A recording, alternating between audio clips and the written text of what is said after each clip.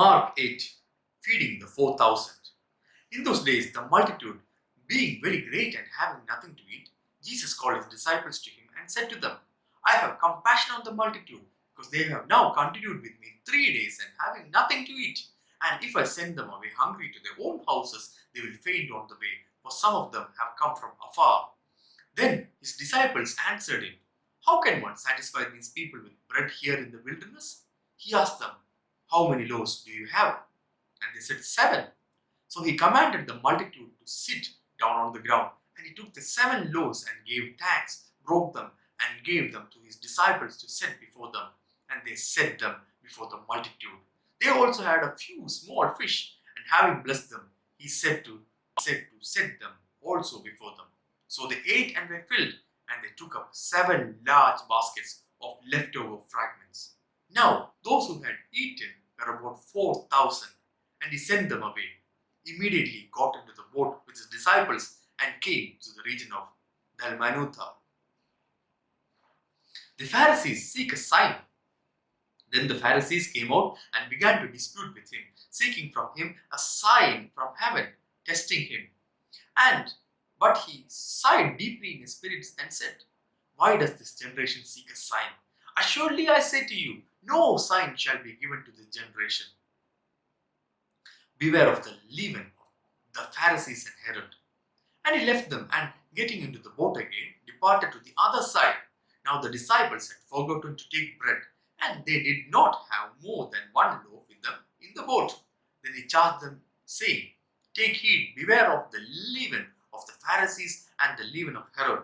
For they reasoned among themselves, saying, It is better we have no bread. But Jesus, being aware of it, said to them, Why do you reason because you have no bread? Do you not yet perceive or understand? Is your heart still hardened? Having eyes, do you not see? And having ears, do you not hear? And do you not remember?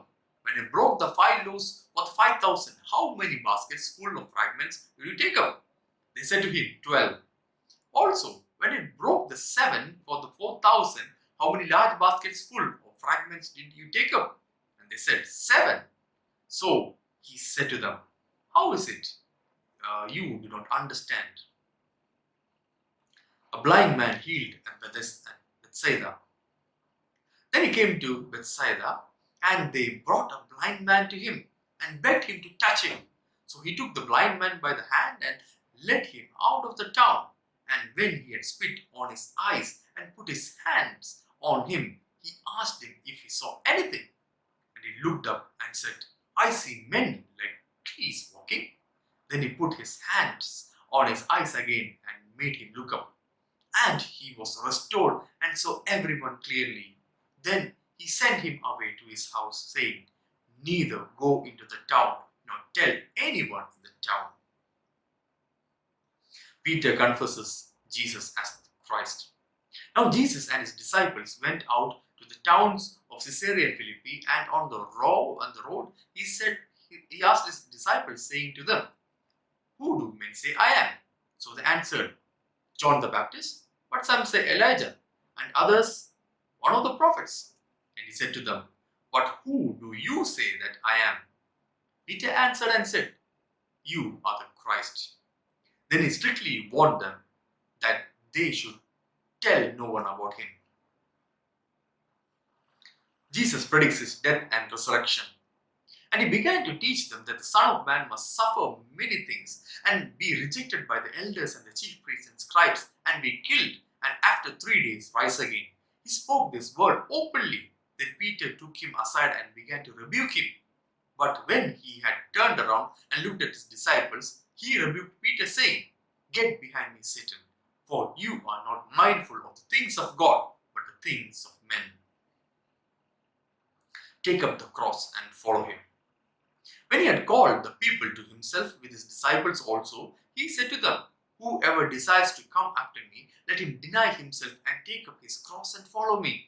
For whoever desires to save his life will lose it, but whoever loses his life for my sake and the gospel will save it. For what will it profit a man if he gains the whole world and loses his own soul? Or what will a man give in exchange for his soul?